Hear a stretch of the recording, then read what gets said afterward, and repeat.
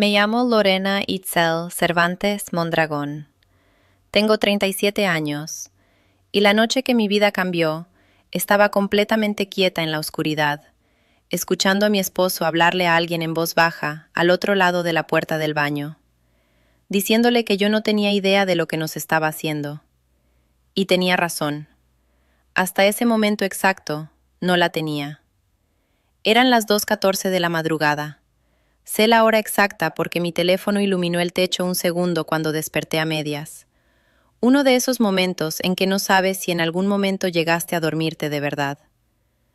La puerta del baño al fondo del pasillo tenía una franja delgada de luz blanca corriendo por el piso. Gustavo se había acostado a las 11. Yo lo había registrado de la misma forma en que registras el clima cuando ya llevas suficiente tiempo viviendo en el mismo lugar, automáticamente, sin pensarlo. No estaba despierta por ninguna razón dramática. La casa había crujido como crujen las casas viejas en los inviernos de la ciudad, un acomodo en la parte de atrás, y mi cuerpo simplemente salió a la superficie un momento. Y entonces lo escuché. Su voz, llegando por la puerta que no estaba del todo cerrada. Baja, mesurada. Claramente no era voz de sueño. Las palabras llegaron en pedazos. Ella ni se entera. Y luego, voy a limpiar lo que queda antes del 15. No sabe que estoy vaciando las cuentas. No me moví. No cambié mi respiración. No agarré el teléfono. Me quedé tendida en la oscuridad y sentí que algo ocurrió dentro de mi pecho.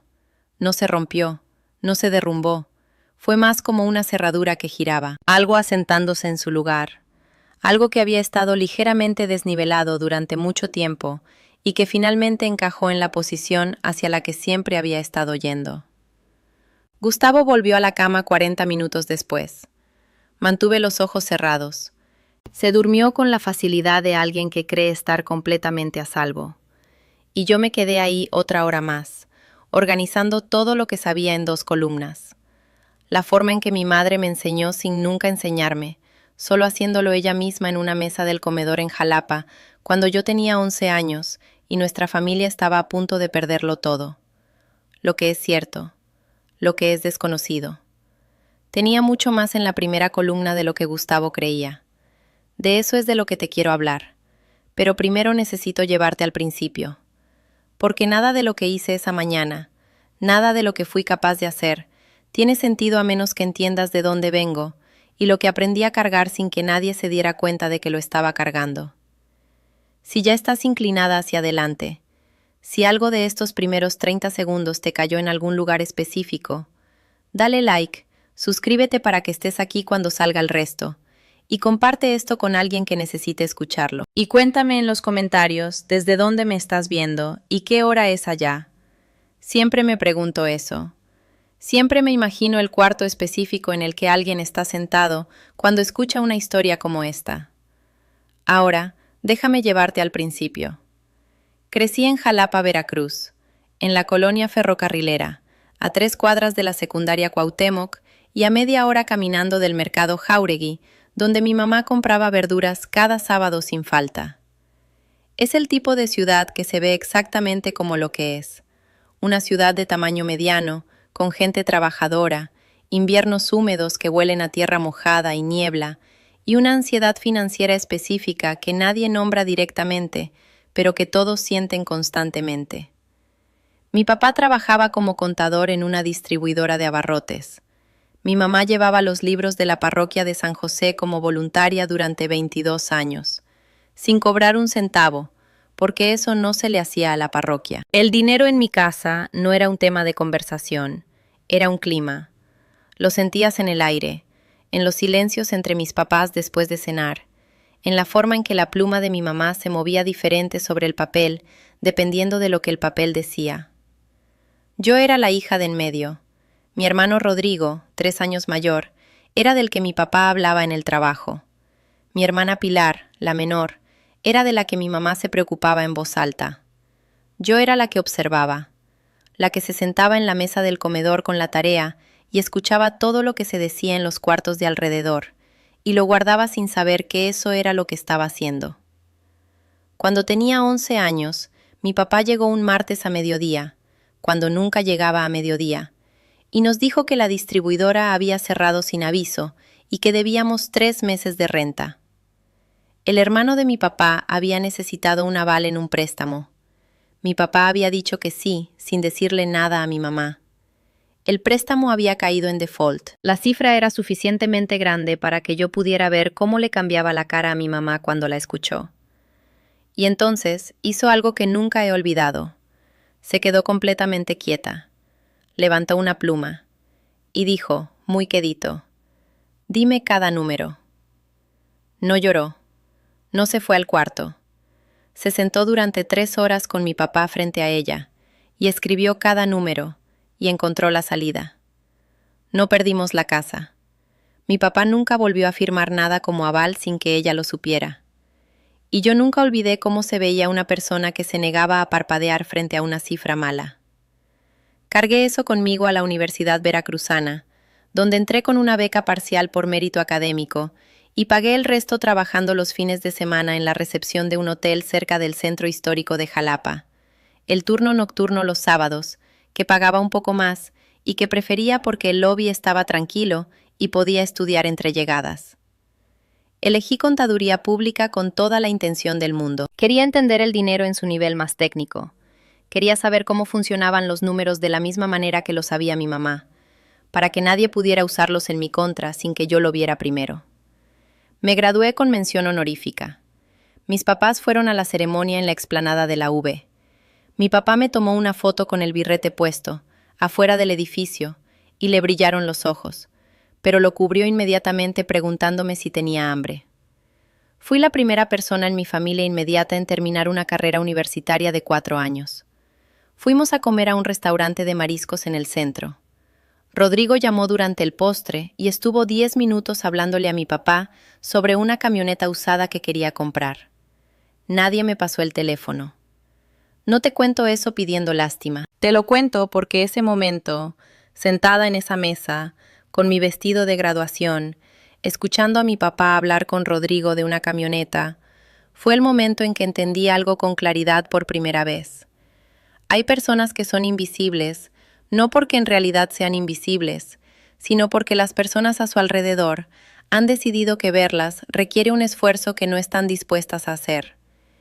Y si alguna vez has sido tú quien construyó algo real, genuinamente real, de la nada, con tus propias manos y tus propias horas, y las personas que debían celebrarte lo convirtieron en un detalle al margen, entonces ya entiendes todo lo que sentí sentada en esa mesa. La persona que sí lo notó, la única que vio lo que ese día significaba, no era nadie de mi familia. Era doña Carmen, la secretaria académica de la facultad, que tenía 63 años y llevaba más tiempo en la UV que cualquier otro administrativo. Ese sábado no trabajaba. Había ido expresamente porque buscó el horario de la ceremonia de graduación y sabía que yo estaría ahí. Me dejó un sobre en la recepción de la facultad. Adentro había una tarjeta y un billete de 200 pesos y una nota escrita a mano que decía: «Hiciste algo difícil. No dejes de saber eso. Esa tarjeta está en una caja en mi departamento ahorita mismo. Ese es el tipo de persona de la que me he rodeado. No siempre en los lugares obvios, no siempre quien esperarías, pero ahí. Las personas correctas siempre han estado ahí. Solo tuve que aprender a dejarlas serlo, en lugar de gastar toda mi energía en las que no lo eran. Eso creía que ya había aprendido. Esa era la historia que me estaba contando cuando conocí a Gustavo. Quiero quedarme aquí un momento, porque la verdad, y esta es la parte que más tiempo me ha tomado decir sin que me cambie la voz, es que creí haber hecho todo bien. Creí haber elegido correctamente. Creí saber lo que estaba viendo. Lo más aterrador no es que alguien pueda engañarte. Es que puede hacerlo usando exactamente la versión de ti misma que más trabajo te costó construir. Gustavo no entró por mis defensas porque yo fui descuidada. Entró porque, al principio, parecía exactamente alguien que había venido a verme claramente. Y yo llevaba, más tiempo del que me había dado cuenta, esperando que alguien me viera. Conocí a Gustavo Aldana en un evento de trabajo, no el mío, el de una colega. Una de esas reuniones donde conoces a 4 personas en un salón de 60 y pasas los primeros 40 minutos buscando pretextos para ver el teléfono. Él estaba parado cerca de la barra de comida, sin comer, simplemente ahí con un vaso de agua, como alguien que no necesitaba el apoyo social de una copa para sentirse cómodo en un cuarto. Eso noté primero, su quietud. Se presentó sin preámbulo, sin frase de entrada, sin comentarios sobre el evento. Solo su nombre, y luego una pregunta sobre a qué me dedicaba. Y luego, cuando le dije, una pregunta de seguimiento que demostraba que había escuchado la primera respuesta. Eso suena como un estándar muy bajo. Lo sé, pero pasa suficiente tiempo en cuartos donde la gente te pregunta a qué te dedicas y luego espera su turno para hablar, y alguien que de verdad escucha se siente como algo escaso. Hablamos 2 horas. Me perdí el discurso para el que se había organizado el evento. No lo noté hasta que ya había terminado. Era directo. Tenía un humor seco que no se anunciaba a sí mismo. Parecía saber quién era. Y cuando me acompañó a mi coche al final de la noche, no intentó extender el momento ni presionar nada. Solo dijo que le gustaría invitarme a cenar, y me preguntó si estaba bien. Y había algo en la forma en que preguntó, como si mi respuesta genuinamente importara en cualquier dirección, que me desarmó de una manera para la que no estaba preparada. Nos casamos 2 años después. Hace 8 años. Quiero ser justa con los primeros años porque la justicia me importa, incluso ahora, incluso aquí. Los primeros años fueron reales. La casa que compramos en Narvarte, una casa de los años 60 con una terraza que necesitaba trabajo, y un jardín que Tlaloc reclamó inmediatamente como su territorio personal. Eso se sentía como algo que yo había construido, no como algo que me había pasado. Ganaba bien en mi firma. El trabajo de consultoría de Gustavo era variable, pero parecía sólido. Teníamos una cuenta conjunta a la que los dos aportábamos, y yo tenía mi propia cuenta de ahorro que había abierto antes del matrimonio. No en secreto, solo separada. Un hábito viejo. El tipo de hábito que resulta ser una forma de sabiduría que no sabías que estabas practicando. La pérdida fue hace 3 años. Tenía 10 semanas. Estábamos en ese momento específico de estarle diciendo a la gente, esa ventana donde ya empezaste pero no terminaste, y de repente estás haciendo llamadas diferentes. No hablo de eso mucho. No voy a hablar de eso mucho aquí. Lo que sí voy a decir es que en las semanas que siguieron, necesitaba que Gustavo estuviera presente de una manera que no se tratara de resolver nada, solo presente. Y lo intentó, genuinamente, tal vez 10 días. Y luego volvió a su vida con una eficiencia que yo no podía igualar ni comprender. Y algo entre nosotros cambió de una forma que ninguno de los dos nombró jamás directamente. Pienso en ese cambio ahora. Pienso en lo mucho más fácil que hubiera sido nombrarlo entonces. Sentarnos y decir, esto me cambió, y no sé si vamos en la misma dirección. En lugar de eso nos quedamos dentro de la forma del matrimonio, mientras el matrimonio cambiaba silenciosamente de forma a nuestro alrededor. Eso pasa.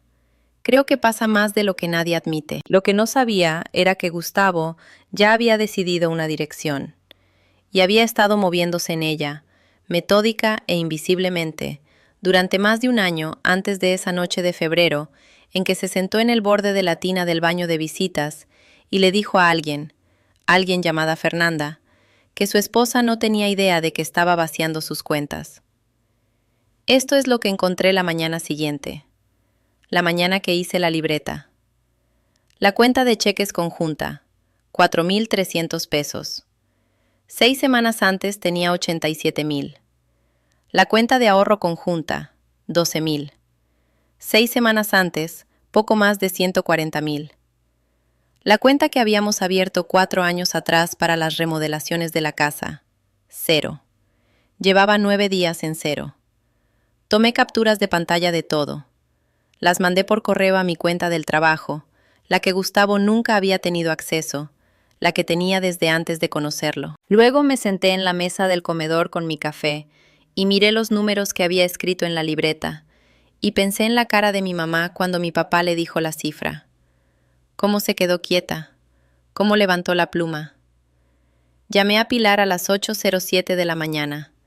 Estaba en su coche afuera de su departamento en Veracruz, recién llegada del turno, todavía con su uniforme del IMSS, y se sentó en el cofre y escuchó cada palabra sin interrumpirme una sola vez, lo cual, si conoces a Pilar, es un acto de amor extraordinario.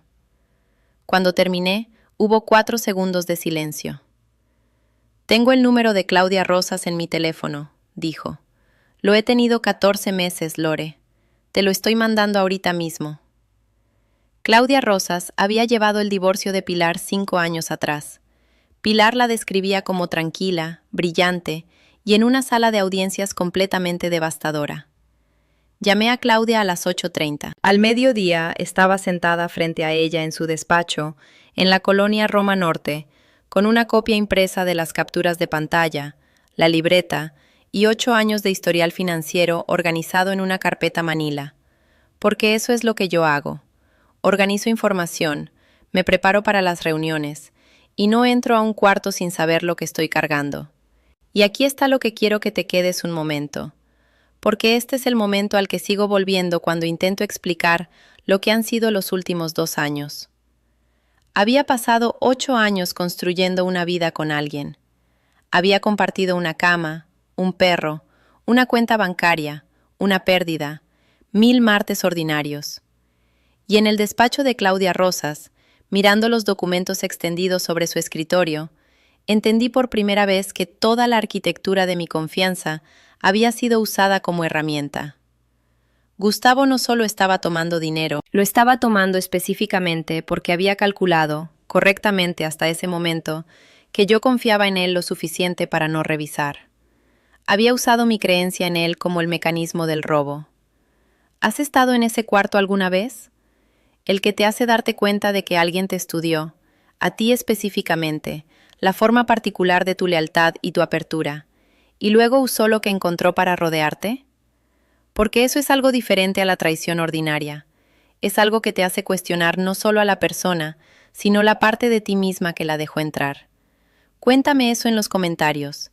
Lo digo en serio, leo todos y cada uno, y quiero saber si alguna vez has tenido que quedarte con ese sentimiento específico, donde lo que usaron en tu contra era la mejor versión de ti misma. Claudia me dijo varias cosas esa tarde que escribí textualmente. En México, bajo régimen de sociedad conyugal, los bienes adquiridos durante el matrimonio se dividen entre ambas partes. La transferencia deliberada y ocultación de bienes conyugales no solo es relevante para esa división, puede constituir lo que se llama disipación fraudulenta del patrimonio conyugal. Los jueces lo ven con extrema desfavorabilidad. Dijo esa frase, extrema desfavorabilidad, en el mismo tono de voz con que me había ofrecido café, lo cual me indicó que era algo ante lo que había visto a los jueces responder con considerablemente más fuerza de lo que la frase sugería. Me dijo que necesitaba documentar todo, asegurar lo que pudiera y presentar primero. Llegué a casa esa tarde e hice la cena. Gustavo entró a las 7:45, dejó su maletín junto a la puerta y se sentó en la mesa y habló durante 40 minutos sobre un posible proyecto en Santa Fe. Yo hice las preguntas correctas. Me reí en los momentos correctos. Cuando revisó el teléfono 2 veces durante la cena, lo noté y no dije nada. Su anillo de matrimonio estaba en su dedo. Lo miré exactamente una vez. Esa noche me encerré en mi baño, el del cuarto principal, con el seguro puesto y el ventilador encendido, y encontré el estado de cuenta en papel que había llegado 3 días antes dirigido solo a Gustavo. Un banco que yo no reconocía. Un número de cuenta que nunca había visto. Fotografié los 2 lados y me lo mandé por correo. Luego hice lo que hago en el trabajo cuando estoy construyendo un análisis de riesgo sobre un activo que nadie ha revisado de cerca en años. Empecé a jalar los hilos. La cuenta estaba registrada a una dirección que yo no reconocía. La busqué y encontré un nombre, Fernanda Solís Arriaga. Un contrato de arrendamiento, registro público, en la colonia Condesa. 29 años. Ejecutiva de ventas en una empresa farmacéutica. Me quedé con eso un buen rato. Más tiempo del que me quedé con los números de las cuentas. Porque los números de las cuentas eran sobre dinero, y el dinero yo lo entendía. El dinero tenía reglas, el dinero tenía remedios, el dinero tenía a Claudia Rosas en la Roma Norte. Pero Fernanda Solís era una persona. Y era, hasta donde yo podía ver en todo lo que estaba mirando, alguien a quien le habían contado una historia particular sobre lo que era su vida, y esa historia había sido construida alrededor de una mentira que ella no tenía forma de saber que era una mentira. Yo sabía lo que se sentía eso. Había estado viviendo dentro de una versión de ello yo misma. No tomé la decisión de inmediato. Me senté en el borde de la tina, la misma tina, me di cuenta, donde Gustavo había hecho su llamada, y pensé en lo que yo hubiera querido. Si alguien hubiera sabido, si alguien hubiera tenido la información y hubiera elegido dejarme seguir sin saber porque era más sencillo, porque técnicamente no era su responsabilidad, porque la aritmética del involucrarse era desfavorable. Pensé en Pilar, que había tenido el número de Claudia en su teléfono durante 14 meses, porque había visto algo que no podía arreglar, pero se negó a soltar del todo. Pensé en doña Carmen, que fue a la facultad en su día libre. Abrí la laptop. Le escribí un correo corto a Fernanda Solís. Me identifiqué por nombre. Le dije que era la esposa de Gustavo, actual, no ex, no separada. Adjunté 3 capturas de pantalla. No pedí nada, solo escribí: creo que tienes derecho a saber lo que está pasando realmente. Luego cerré la laptop, me metí a la cama y me tendí en la oscuridad, en el mismo cuarto donde había estado quieta fingiendo estar dormida, y sentí algo que todavía no tenía nombre. No victoria, no alivio, algo más quieto, algo que se sentía, por debajo de todo, como el principio de ser exactamente quien siempre había estado tratando de convertirme. Esa noche no tuve respuesta de Fernanda. No lo esperaba. Le había mandado un correo corto a una desconocida, diciéndole que el hombre con quien tenía una relación seguía casado conmigo, completamente, legalmente, activamente, y que había estado vaciando sistemáticamente nuestras cuentas conjuntas, presumiblemente para financiar el siguiente capítulo de una vida que había estado construyendo sin mi conocimiento. Había adjuntado documentación. No había pedido nada. Si yo fuera Fernanda, también me habría quedado mirando ese correo un buen rato antes de hacer cualquier cosa con él. Fui al trabajo al día siguiente. Revisé 2 presupuestos de adquisición y marqué una discrepancia en un estimado de contratista que nadie más había detectado. Comí en mi escritorio. Respondí 14 correos. Hice mi trabajo con la misma precisión que siempre le pongo, porque el trabajo no le importa lo que esté pasando en el resto de tu vida, y esa mañana honestamente agradecí eso. A las 4:47 de la tarde, llegó una respuesta desde el correo de Fernanda Solís. Eran 4 oraciones. Las primeras 3 eran preguntas. El tipo que te dice que alguien está buscando la salida en un cuarto que no tiene salidas. La cuarta decía: tengo audios. Lo leí 2 veces. Luego se lo reenvié a Claudia Rosas con una sola línea. Esto le va a interesar. Claudia me llamó en menos de 1 hora. Me dijo lo que necesitaba de Fernanda, lo que sería útil, lo que la participación de Fernanda requería y no requería de ella legalmente. Lo escribí todo. Luego Claudia dijo algo en lo que he pensado muchas veces desde entonces. Las personas que creen que están manejando una situación hablan. Se explican con las personas que creen que están de su lado. Crean registros que no tenían intención de crear. Entendí entonces que Gustavo había sido muy detallado en sus explicaciones con Fernanda. Le había dicho, en múltiples ocasiones y con considerable detalle, que yo no sabía nada, que las cuentas eran esencialmente ya suyas, que el divorcio era básicamente un trámite administrativo a estas alturas. Había dicho esas cosas en voz alta, por teléfono, y los teléfonos guardan lo que la gente les dice. Gustavo no sabía nada de esto. Llegó esa noche, se sirvió una cerveza y vio televisión en el sillón con Tlaloc encima de sus piernas. Y yo me senté en el sillón de enfrente y leí un libro del que no puedo decirte una sola cosa, porque no lo estaba leyendo.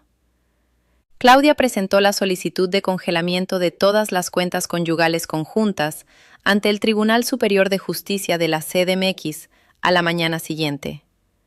No le dije nada a Gustavo. Redirigí mi depósito directo a mi cuenta personal antes del mediodía. Y luego fui al trabajo y revisé un análisis de riesgo y comí en mi escritorio y esperé. No tuve que esperar mucho. Se enteró un jueves, cuando una transferencia que intentó hacer falló. Estaba en medio de una junta cuando mi teléfono se iluminó en la mesa con su nombre. Lo dejé ir al buzón. Llamó 3 veces más en las siguientes 2 horas. El cuarto mensaje de voz lo escuché parada en el estacionamiento junto a mi coche, y empezaba con calma y no terminaba con calma. Y lo escuché completo una vez, lo guardé y se lo reenvié a Claudia. A la quinta llamada contesté. Ya sé lo de las cuentas, Gustavo. Hubo un silencio, lo suficientemente largo para que yo pudiera escuchar el ambiente de donde estaba él. Un estacionamiento, por el eco. Viento. Un coche pasando. Lorena. También sé lo de la cuenta que abriste en Polanco. Sé lo de Fernanda. Y sé lo de las deudas en la tarjeta. Hice una pausa. Claudia Rosas presentó la solicitud ayer. Necesitas contratar a alguien. Otro silencio. Y luego dijo algo que no esperaba. No fue enojo. No fue una negación. Dijo, estabas dormida. Y entendí inmediatamente. No era una acusación, era aritmética. Estaba de regreso en esa puerta del baño en su cabeza, recalculando lo que había pasado realmente esa noche, llegando a un total que no coincidía con el que había estado usando. Todo lo que había hecho desde esa noche, cada movimiento que había hecho, había sido calculado sobre el supuesto de que yo estaba dormida. Y el cálculo estaba mal. Había estado mal desde el principio. Estaba fingiendo, dije. Mi voz era pareja. No había nada cruel en ella. Era solo exacta. No dijo nada después de eso. Terminé la llamada y me quedé en el estacionamiento un rato, no porque estuviera desbordada, sino porque quería dejar que el momento fuera lo que era, antes de moverme a través de él hacia lo que seguía. Ahora necesito contarte sobre la confrontación. No la llamada telefónica. Esa no fue la confrontación. Esa fue solo la apertura. Le dije que sí, porque sigo siendo, aparentemente, alguien que dice que sí a comer, aunque no esté segura de querer ir. Nos encontramos en una fonda en la Narvarte. Rodrigo tiene 41 años y empieza a verse como mi papá de la manera específica en que los hombres de mediana edad empiezan a parecerse a sus padres. No en ningún rasgo particular, sino en la postura, en la forma en que sostiene un vaso de agua, en la vacilación específica antes de decir algo que le cuesta algo. Dijo, debí haber llamado antes. No lo siento por lo que hizo Gustavo. No, no puedo creer que lo haya hecho. Solo, debí haber llamado antes. Lo cual era su propia clase de confesión, porque lo que significaba era que había visto algo y había elegido la versión más cómoda de no saberlo, y lo estaba reconociendo sin poder decirlo del todo directamente. Aprecié la honestidad de la indirección. La entendí. Habíamos crecido en la misma casa, la casa donde las cosas se sentían y no se nombraban, donde la pluma se movía sobre el papel sin que nadie explicara por qué. Sí, dije, debiste. Y luego le serví más agua a los 2 del garrafón que dejan en las mesas de las fondas así, y hablamos durante 2 horas, y no estaba arreglado. Nada se arregla en 2 horas sobre agua de Jamaica en una fonda de la Narvarte, pero estaba comenzado, y comenzar era suficiente por ahora. Mi mamá llamó la semana siguiente. Había sabido porque Pilar le contó cuando todo terminó, y la respuesta de mi mamá al escuchar la historia completa aparentemente había sido quedarse muy callada un momento y luego decir, lo manejó correctamente. Lo cual de parte de mi mamá es lo más cálido que sabe decir. Por teléfono me preguntó si estaba estable económicamente. Le dije que sí. Me preguntó si el perro estaba bien.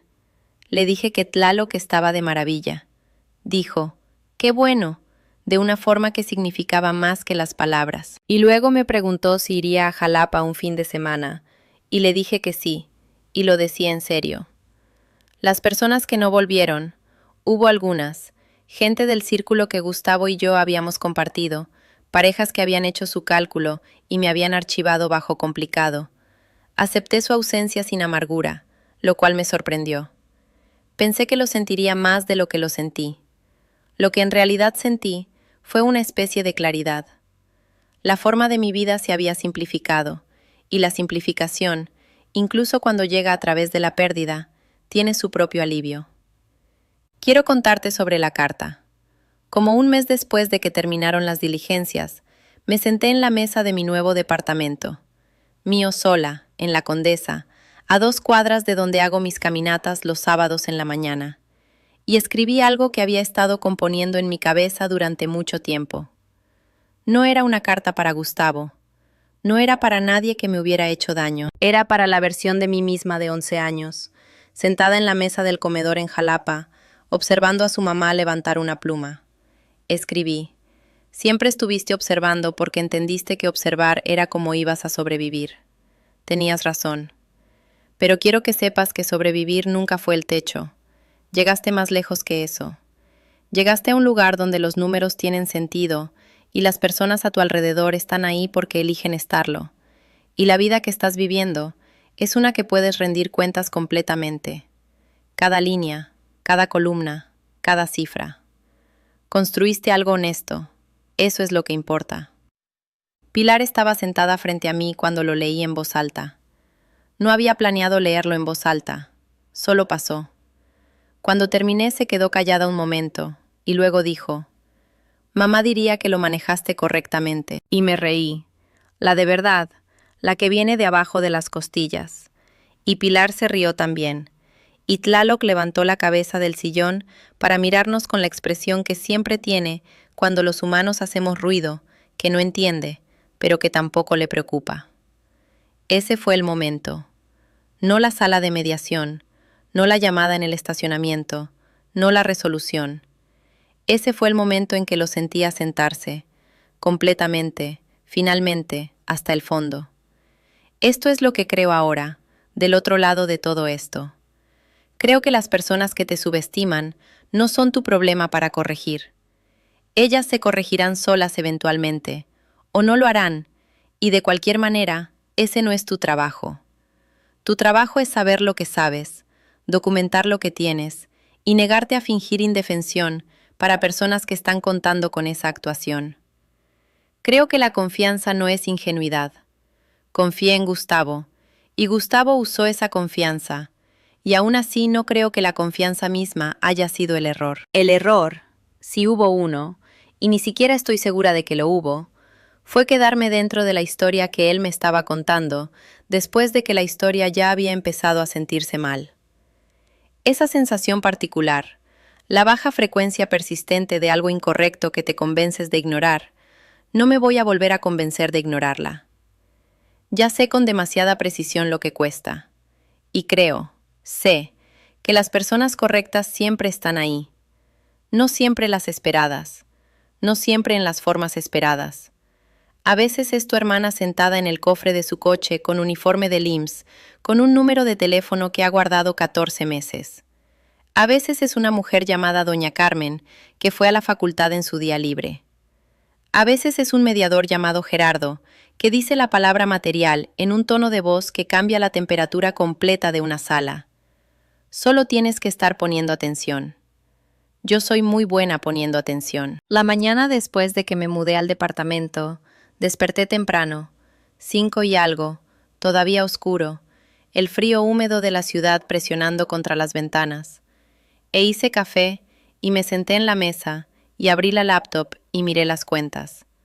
Todas mías. Cada número. 2 columnas. Lo que es cierto y lo que es desconocido. La columna de lo cierto era larga. La columna de lo desconocido todavía tenía cosas, siempre las tendrá. Pero eran el tipo correcto de incógnitas, las que pertenecen a un futuro, no las que pertenecen a un secreto que alguien te está guardando en un baño a las 2:14 de la madrugada. Tlaloc estaba dormido en el piso junto a mi silla. Afuera, la ciudad estaba haciendo sus cosas de madrugada. Un camión en la calle, el perro de alguien, una luz que se encendió en el edificio de enfrente.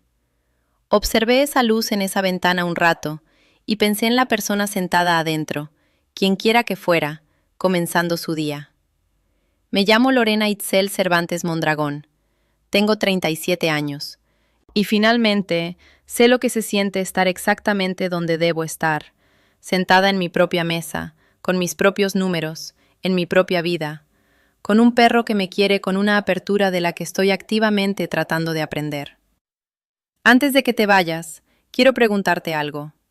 Porque esta historia, en su centro, nunca fue realmente sobre dinero, ni diligencias legales, ni salas de mediación en la Roma Norte. Fue sobre el momento en que te das cuenta de que has estado tratando tu propia conciencia como una inconveniencia, como si tus instintos fueran el problema en lugar de la información.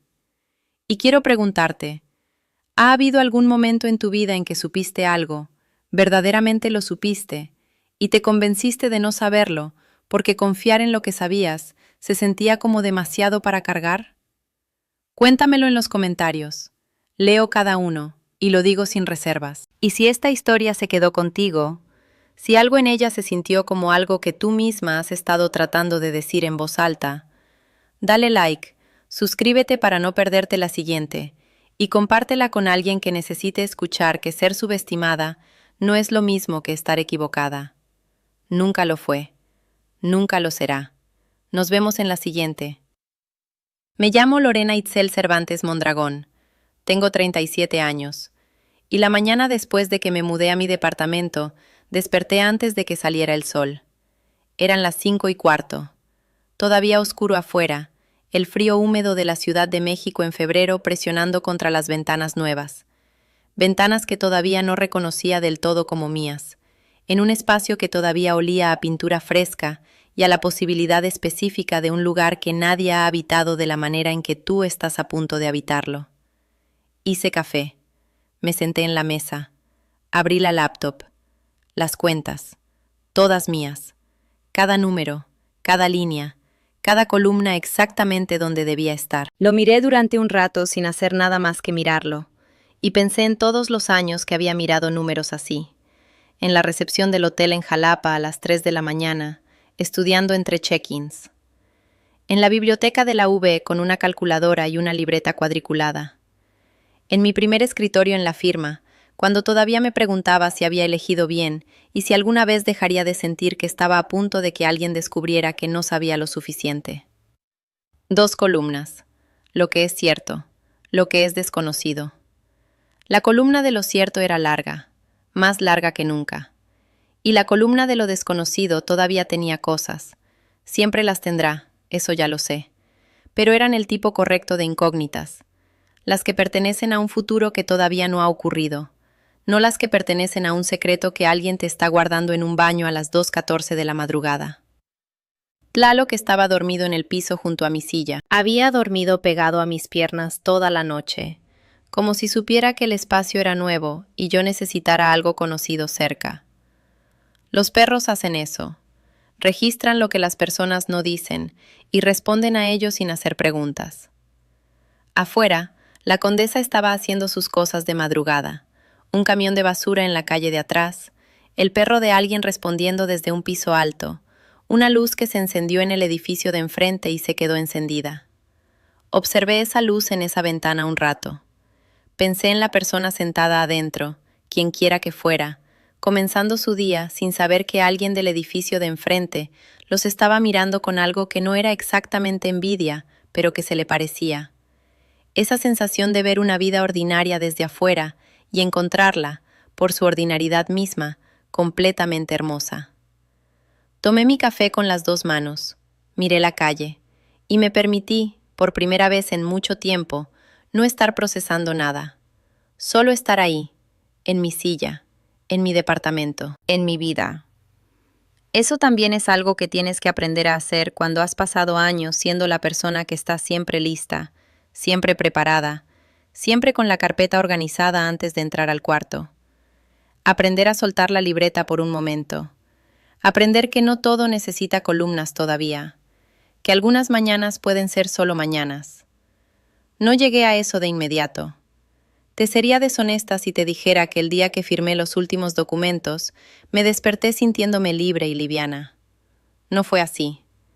Lo que sentí fue más parecido a lo que sientes cuando termina algo que duró mucho tiempo y que requirió de ti mucho más de lo que alguien desde afuera podría calcular. No alivio limpio, sino el tipo de cansancio que solo aparece cuando finalmente te permites sentirlo, porque ya no tienes que seguir funcionando a pesar de él. Dormí 12 horas el primer fin de semana después de que todo terminó. Pilar me había dicho que eso iba a pasar. Me dijo, el cuerpo guarda cuenta, Lore. Cuando el sistema nervioso entiende que ya pasó el peligro, te manda la factura. Tenía razón, como casi siempre. Me desperté el domingo a mediodía con Tlaloc encima de mis piernas y el sol entrando por la ventana del cuarto, y me quedé en la cama otro rato solo porque podía. Porque no había ningún movimiento que monitorear, ningún número que rastrear, ninguna conversación que gestionar desde adentro mientras fingía estar en otra parte. Solo el sol y el perro y el silencio particular de un departamento que todavía está aprendiendo tus sonidos. Eso fue lo primero que recuperé, el silencio. No la soledad, eso es diferente, y no quiero confundirte. El silencio. La ausencia de la tensión constante de vivir dentro de una historia que no era completamente la tuya y tener que sostenerla desde adentro sin que se viera el esfuerzo. Lo segundo que recuperé fue el apetito. No me había dado cuenta de cuánto había estado comiendo por función y no por gusto, hasta que una tarde, como 3 semanas después de mudarme, me detuve en un mercado en la Álvaro Obregón y compré cosas sin ningún plan. Un mango ataulfo, queso de Oaxaca, tortillas recién hechas de una señora que tenía su comal en la entrada. Y llegué a mi departamento, y me senté en el piso de la cocina con todo eso frente a mí, y comí despacio, sola, con Tlaloc mirándome con esperanza razonable, y pensé, esto también es mío. Pilar vino a visitarme el primer mes. Se tomó 3 días de sus vacaciones, que no tenía muchas, y llegó en autobús desde Veracruz con una maleta mediana y una bolsa de plástico con tamales de rajas que había comprado en la central camionera porque sabe que son mis favoritos y que en la Ciudad de México nunca encuentro exactamente los mismos. Dormimos en la misma cama los 3 días, porque el departamento todavía no tenía el cuarto de visitas listo, y ninguna de las dos lo mencionó como si fuera un inconveniente, porque no lo era. Hablamos hasta la madrugada las 3 noches. No siempre de cosas importantes, a veces de sus pacientes, a veces de una serie que estaba viendo, a veces de nuestra mamá y sus maneras indirectas de decir que te quiere, a veces de nada que pudiera resumirse después. La segunda noche, ya muy tarde, Pilar se quedó callada un momento y luego dijo, ¿sabes cuándo supe que algo estaba mal de verdad? Le pregunté cuándo. En tu cumpleaños, el de los 34. Cuando llegamos a cenar y Gustavo llegó 40 minutos tarde, y tú dijiste que estaba bien, y tu cara decía que estaba bien, y todo en ti decía que estaba bien, y yo te estaba mirando hacer ese trabajo, el trabajo de hacer que todo pareciera bien, y pensé, mi hermana está cargando algo que no debería cargar sola. Me quedé callada escuchando eso, y no dije nada, siguió, porque no sabía qué decir que no te pusiera a la defensiva. Y porque pensé que a lo mejor me estaba equivocando, y porque hizo una pausa, porque a veces es más fácil no ver lo que ves. Lo sé, le dije. Por eso guardé el número de Claudia, dijo, no porque supiera que iba a pasar, sino porque quería tener algo listo por si acaso tú lo necesitabas antes de que yo supiera que lo necesitabas. Eso es amor.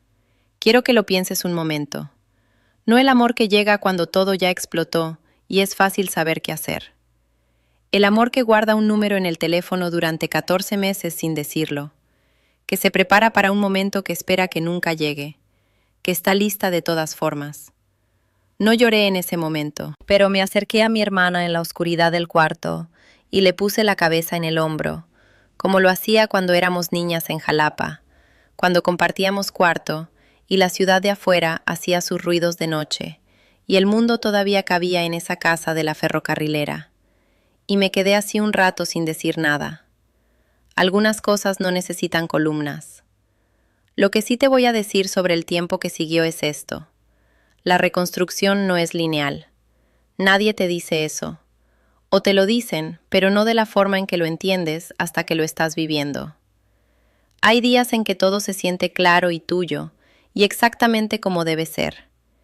Y hay días en que manejas por un tramo de avenida que solías manejar con él, y algo en tu pecho hace un movimiento raro, que no es exactamente dolor, pero tampoco es neutralidad. Y tienes que decidir qué hacer con ese movimiento. Si lo nombras, si lo dejas pasar, si te estacionas y te lo permites por un momento antes de seguir. Aprendí a estacionarme. Eso fue lo más importante. Aprendí que sentir algo no es perder terreno, que puedes estar completamente segura de tus decisiones y aún así tener momentos en que la pérdida, no de él específicamente, sino de la versión del futuro que creíste que estabas construyendo, aparece sin anunciarse y pide ser reconocida. La reconozco, y luego sigo. Hay algo más que quiero contarte. Algo que no planeé que fuera parte de esta historia, pero que creo que tiene que estar. Como 2 meses después de que todo terminó, recibí un mensaje de Fernanda Solís. No un correo esta vez, un mensaje directo, corto, desde una cuenta que no había visto antes. Decía solo esto: gracias por haberme escrito. Sé que no tenías ninguna obligación de hacerlo. Lo leí 3 veces. Luego lo cerré y no respondí ese día. No porque no quisiera, sino porque no sabía qué decir que fuera honesto y que también fuera justo para las dos. Al día siguiente le escribí de vuelta. Le dije, yo también habría querido saber. Eso fue todo. Eso era lo único verdadero que tenía para darle. No volvimos a escribirnos después de eso. No somos amigas, no tenemos ninguna relación, y no creo que la tengamos. Pero ese intercambio de 2 oraciones, el suyo y el mío, se siente como algo que tenía que ocurrir. Como cerrar una puerta correctamente en lugar de dejarla azotarse. Gustavo usó a 2 personas al mismo tiempo. Eso no nos hace aliadas automáticamente, pero tampoco nos hace enemigas. Y yo no tenía ninguna razón para tratar a Fernanda Solís como si fuera parte del daño, cuando ella también había sido parte del daño que le hicieron. Eso también es algo que tuve que aprender, que la claridad moral no siempre es simple, que puedes tener toda la razón del mundo y aún así tener que hacer el trabajo de ver a las otras personas en la historia con la misma honestidad con que te ves a ti misma. Mi mamá vino a la Ciudad de México 3 semanas después de que Pilar se fue. No lo anunció con mucha anticipación.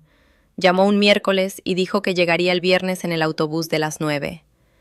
Llegó con una bolsa de mandado llena de cosas de Jalapa, chile seco, vainilla de Papantla, 2 latas de mole negro que compra en un lugar específico del mercado Jáuregui y que dice que en ningún otro lado saben igual. Llegó, dejó la bolsa en la cocina, se puso a organizar las especias en el cajón, sin preguntarme si quería que lo hiciera, porque así es mi mamá. El amor se expresa reorganizando el cajón de las especias. Y luego se sentó en la mesa y me miró directamente y dijo, cuéntame todo desde el principio. Y le conté. Todo. Desde la noche de la 2:14, desde la libreta, desde la llamada a Pilar, desde el despacho de Claudia, desde la sala de mediación. Le conté la fecha que el abogado de Gustavo dijo sin querer. Le conté que me quedé en el estacionamiento 22 minutos comiendo una barrita de amaranto mirando a una paloma. Le conté lo de Fernanda y su mensaje 2 meses después. Mi mamá escuchó todo sin interrumpir. Cuando terminé, se quedó callada el mismo tiempo exacto que se quedó callada la noche que mi papá le dijo el número. Esa quietud suya que no es vacío sino procesamiento, que nunca aprendí a distinguir hasta que fui adulta. Y luego dijo, la libreta fue lo correcto. No, qué valiente. No, ¿cómo te atreviste? No, pobrecita. Solo, la libreta fue lo correcto. Que era, viniendo de ella, exactamente lo que necesitaba escuchar. Cocinamos juntas esa tarde. Hicimos arroz rojo y frijoles de olla y unos chiles rellenos que me enseñó a hacer cuando tenía 16 años y que nunca me salen exactamente como los suyos, aunque uso la misma receta. Pusimos música en el teléfono, boleros, porque mi mamá siempre ha cocinado con boleros.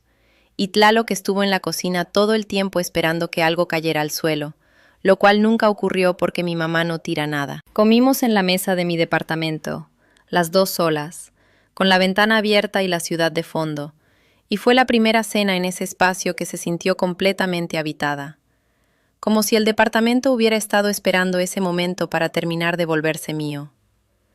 Antes de dormirse esa noche, mi mamá me dijo desde el cuarto de visitas, que para entonces ya tenía colchón, aunque todavía no tenía cortinas. Lore. ¿Qué?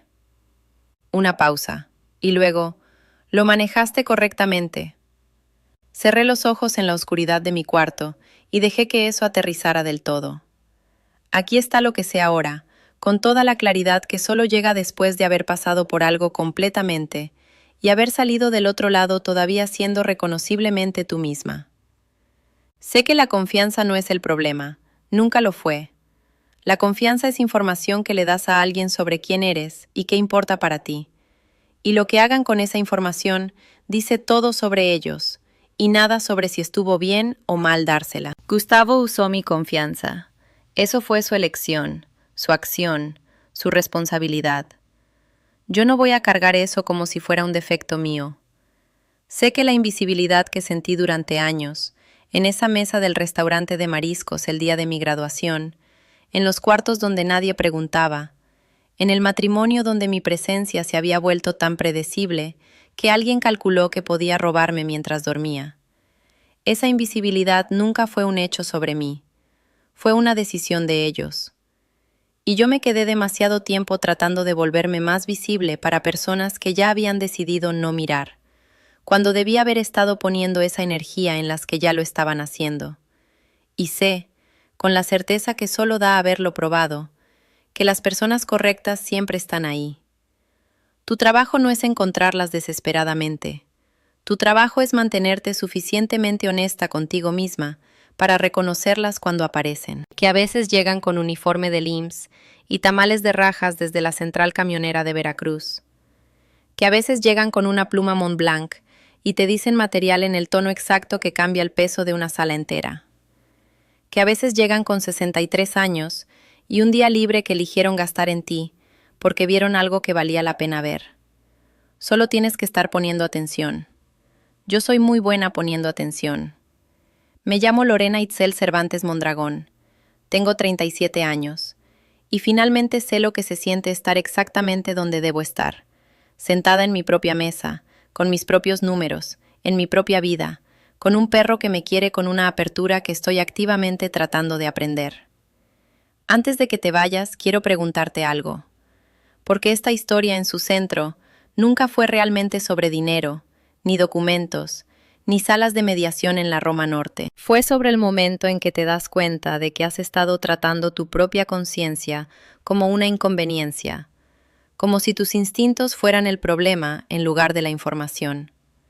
Y quiero preguntarte, ¿ha habido algún momento en tu vida en que supiste algo, verdaderamente lo supiste, y te convenciste de no saberlo porque confiar en lo que sabías se sentía como demasiado para cargar?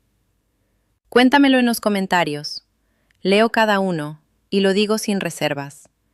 Y si esta historia se quedó contigo, si algo en ella se sintió como algo que tú misma has estado tratando de decir en voz alta, dale like, suscríbete para no perderte la siguiente y compártela con alguien que necesite escuchar que ser subestimada no es lo mismo que estar equivocada.